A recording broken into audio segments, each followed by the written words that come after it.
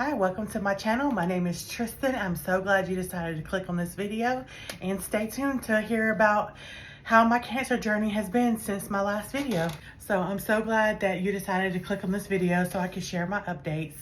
The last time I posted, I think, was in May 2021, right before my surgery. I had surgery on June 8th, 2021. Surgeries that I had was a hysterectomy and an oophorectomy. I don't know how you say it, but basically they removed every woman organ that I had in my body. My uterus, my fallopian tubes, my ovaries, and the lymph nodes. They did that because I did have endometrial cancer, and the best way to treat it was a hysterectomy. On that day, I also had a panniculectomy, which, if you don't know, I'll insert pictures. It's where they remove the hanging fat part of your body. So on that day, I knew that a panniculectomy might happen. I had already seen the plastic surgeon. He was on standby just in case. So the reason why I had to have the panniculectomy is because they tried to do my hysterectomy laparoscopically, where, if you don't know, when you do surgery laparoscopically for a hysterectomy, they have to do your body like this. So your head would be down here. Well, because of the weight that I was at the time, they were unable to do it laparoscopically because my heart rate kept dropping. So they had to put me right side up, and to do that, they had to cut off the hanging fat that was on my body to get to my organs. So on June 8th, 2021, I had two major surgeries. Yeah, and I'm still here. It's February 11th, I think, February 12th, 2023, and I'm still here, which, you know what that means? They got all of the cancer out of me. I didn't have to do chemo or radiation because they removed every part of the body that they had the cancer, and it did not spread. So that is something to be grateful and thankful for, and I have mental health issues, but I still wake up every day grateful and thankful that my cancer ended on June 8th, 2021. I didn't have to go through chemotherapy or radiation. I was so blessed that they got all of the cancer out. So that's something that I wake up thankful for every day. Now, recovery actually went very well. I was not expecting recovery to go so well, if I'm being honest, especially when I woke up. Okay, let me tell you the story. I woke up, like I said, I knew I might have the panniculectomy when I went into surgery. I knew it was a possibility. I was secretly hoping that I would have the panniculectomy because that was like a dream. They cut 22 pounds of fat off of me. That was like a dream come true. That part of my body I was so self-conscious about. I'll insert pictures. That part of my body I was so self-conscious about. I hated it my whole life. I've had that hanging fat my whole life. And I was so self-conscious. So secretly I was like, yes, I'm gonna do it. Just do it, yes. So I woke up from anesthesia, and the first thing I said was, did y'all cut my stomach off? And the nurse was like, yes, ma'am, we did. I went back to sleep. But when I woke up, when I looked down, I could not believe what I saw. There was no hanging fat. What? No hanging fat on my stomach? It was crazy. It was so crazy. So yes, again, they cut 22 pounds of fat off of my stomach. So recovery, though, went phenomenally, if I'm being honest. I had to have a wound vac, and I had to have 2 drains put in. But the drains didn't stay in that long, and the wound vac only stayed in for a week. The drains, I think, maybe stayed in for 3 weeks, maybe. And they stapled my stomach too. The staples were probably the worst part because they hurt when they would tug on my skin. But I had the staples removed. This was so long ago now. I should have been updated y'all, but life happens, you know. I got more to tell y'all about life happens. But anyways, so yeah, recovery went great. I didn't have any complications until later on, but immediately after surgery, I didn't have any complications. So fast forward to about February 2022. So how many months after surgery is that? 8 months after surgery, I start having severe belly pain. And I'm not sure where the pain is coming from. I have GI issues in general, where I go from constipated to diarrhea just like stomach cramping and just hurting in general. My stomach isn't the best. I'm trying to heal my gut. I'll talk about that in later videos. I'm trying to heal my gut, but just in general, my stomach feels yucky almost all the time. But this was a constant yucky feeling, like a constant hurting and pain. And I thought that I had like pulled a muscle. I had just recently started working out, so I thought maybe it was sore. I wasn't sure what it was. So that happened in February 2022. The pain just kept on getting worse and getting worse and getting worse until one day I got home and I felt like I had to go poo. Well, I tried to poo and I couldn't. And it just hurt so bad. I thought I was constipated. It hurt so bad, and I just sat on the toilet and cried. I even had my cousin do an enema on me. That's how bad the pain was and how bad I thought I was just constipated. So I go to the hospital because I'm like, I took a bunch of, I don't want to say a bunch of, I took like maybe 3 Tylenol PMs and went to sleep because I was like, maybe if I go to sleep, I wake up, the pain will go away. Well, I did go to sleep and I slept for a little bit, but I woke up and the pain was so bad and I was throwing up, and it was just like the worst pain of my life. And I've had a gallbladder and kidney stones. And then I had those 2 surgeries. So I've had a lot of pain in my life, a lot of physical pain in my life. But the pain was just so bad. And I was like, I gotta go to the hospital. I had my mom drive me to the hospital, and she knew that something was wrong with me because I was throwing up, and she actually took me to the hospital. She's not the type to do stuff like that. But anyways, the hospital was right down the street. So she took me to the hospital. I get there and they give me pain medicine, and I do a CT scan, and I'm like still in pain even with this pain medicine. But they come back and this is what they tell me. Miss Hart, your intestines are wrapped around a hernia. We have to do emergency surgery. Definitely not what I was expecting to hear. I thought I was just severely constipated. No, I had a hernia with my intestines wrapped around it. I can't even tell you the trauma of that day because they pumped me full of so much medicine. They had to put, I'll insert a picture. They had to put, I forget what it's called, but a tube, it was about this big around, up my nose, and it went down my throat. I screamed and cried so loud for them not to do that. I'm convinced I scared everybody in the hospital that day. Anyways, I'll show you the picture. It was crazy. They had to put me in a helicopter and life flight me to another hospital. That's how serious it was. I thought I was gonna die. Like, when I got to the other hospital, like, I was convinced that I was gonna die. And I knew it was serious, but I guess I didn't realize how serious it was until my mama showed up. Because my mom is not the type to come to hospitals and stuff unless it's an emergency. And it's so funny because I heard my mom and I asked the nurse, I said, "Is that my mom?" And the nurse said, "Ma'am, I don't know what your mom sounds like." But it was indeed my mom. So my mom and my cousin came to the hospital with me, and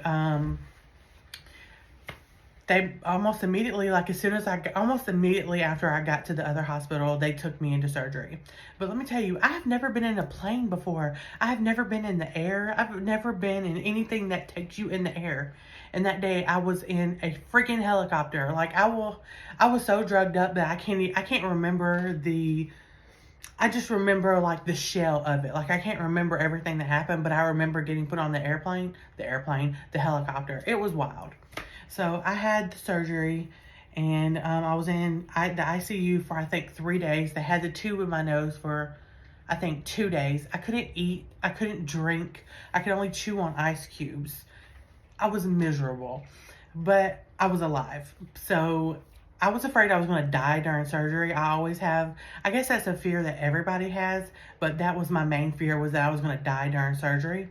Also, one of the outcomes could have been that they had to leave me cut open and let my intestines rest or something. And if that had happened, they would have had to have put me in a coma. So there was other outcomes that could have happened. I had the best case scenario where they were able to unravel my intestines and put a mesh into against the hernia part, or whatever. I don't know how it works, but they put a mesh in. So yeah, that happened. And after surgery, I came home, I think 5 or 6 days after surgery, I came home and I was in the worst pain. Like, I thought that after I had my hysterectomy / panniculectomy, I didn't hardly have any pain. And that was 2 major surgeries in one. And I barely felt any pain. I want to see if I can stand up. For my panniculectomy and my hysterectomy, they cut me from here to here. I can't show y'all. They cut me from hip to hip. Like, across, all across here, they cut me. And I had staples in me. And it didn't hurt as bad as when I came home after I had my hernia. My hernia, I can show you where they cut me. They cut me right here. And this is the scars from where they cut me and where the staples were. So I was in pain for I don't know how many days. I can't remember what day I came home. I think I came home on a Saturday or Sunday, maybe a Monday. It's all a blur at this point, but I remember on a Friday, I went back to the hospital because I was in so much pain. I just I couldn't take it anymore. I could barely get out of bed to go to the bathroom. Well, I had 2 drains inserted in me to drain the fluid off my abdomen, and the drains had gotten severely infected. And it was always a possibility because of my size and because of where the surgery was that it was always a possibility that it could get infected. Everybody has the possibility of drains and surgery incisions getting infected, but it was just worse because 1, I'm diabetic and my blood sugars were out of control, and 2, of my size. So my drains were infected. I was like just hurting so bad and so sick, and they left me in the ER for 24 hours because they needed to wait on a ambulance to come and get me, and they were so bad. They needed to take me to another hospital. The hospital that I went to wasn't admitting patients anymore because they were turning into an urgent care. I should have said that already. So they weren't taking patients, so they needed to transport me back to the hospital where the surgery was completed. I should have went there in the first place. I just wanted to get to the most. I didn't think I was going to be admitted into the hospital, so I just wanted to get to the closest point of care I could at the time. So I stayed in the emergency room for 24 hours. They finally transported me to the other hospital where I went back into the emergency room for probably another 8 hours. At that point, I didn't even know why they were keeping me. They weren't telling me. I was so drugged up that I wasn't even asking. So finally the doctor comes in and I'm like, what's wrong with me? And they were like, ma'am, so sorry, but your drains are severely infected. We've got to get you on these antibiotics. We got to do this. We got to do that. We're going to get you a room. So at that point, I'm scared to death because I'm convinced that I'm going to die in the hospital. And I'm a very doomsday type of person. Like, I'm definitely a glass is half full. I mean, a half empty type of person. I'm trying to work on it, but I was convinced. I even called my mama crying. I told her I'm going to die in this hospital, but I'm still here. So for that stint, I stayed in the hospital for 7 days. 7 freaking days trying to clear up this infection. Like, I thought that I was never going to get out of the hospital. I thought the infection was never going to go away. It was terrible. So I finally was able to go home, but I had to go home with a drain. And this drain stayed. I had drains in me from the day I had my surgery, April 17th, until June, the end of June. So May, June, so over 2 months. I had this drain in me. And I even accidentally pulled the drain out. And I'm like, okay, well, good. I accidentally pulled it out. They're not going to put it back in. No, they put that thing back in because I had so much fluid on my abdomen. So after I got out of the hospital, there's more. After I got out of the hospital, the second time, I couldn't walk hardly. Like I would walk like 2 steps and I would have excruciating pain. And I'm like, this cannot be happening. Like, whatever is happening with my back, this cannot be happening. And the pain was so bad, it shot down my leg. And I'm like, what have I done to deserve all this? Like I said, I'm a glass half empty girl. I was like, what have I done? So come to find out, sorry about the squeaking of my chair. That's probably going to be annoying. But come to find out, I had sciatic. I had, from laying in the hospital bed for 7 days after my second stint in the hospital, I had aggravated my sciatic nerve. And it was so bad that I could not sit. I could not walk. I could not stand. All I could do was lay, and I was still in pain. So that went on for, oh my God. So when I got out of the hospital mid-May until probably about August, I did go to the chiropractor, and that's the only thing that helped me, because they gave me gabapentin, they gave me Percocet, they did x-rays on me, they gave me other pain meds. Nothing helped except for going to the chiropractor. And I went to the chiropractor for three days a week for like 2 months, because that was the only thing that was helping. Eventually, it was like it moved down. First, it was in my back, and it was like in my whole leg, my left leg. Then it moved down, and it was kind of in my butt cheek. Then it moved down, and it was kind of like just in my legs. Then after that, I'm like, why does my foot hurt? From my blood sugar being so out of control when I was sick, I have neuropathy in my foot now. Y'all, I promise, like, if there's anything wrong with somebody, it's wrong with me. And I hate feeling like I'm always physically sick, but I'm always physically sick. I'm physically sick now.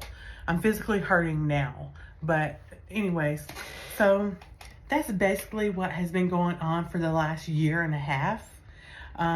Like I said, I want to do more content. I want to do more vlogs. I want to do more what I eat in the days, grocery hauls. Like, I'm on a weight loss journey. Some stuff has happened with that. Like, there's just so much going on, and I want to share my life, because I create a lot of content on TikTok, but I want to share some long form videos too.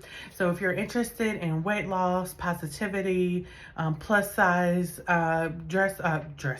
plus size fashion hauls, and body positivity, and just overall me, go ahead and subscribe. I would love to have you. I would love to interact with you and become friends. Follow me on my socials, which I'm going to have linked in the description. Like, comment, and share if you would like. And it's been great talking to y'all. I hope you have a great day.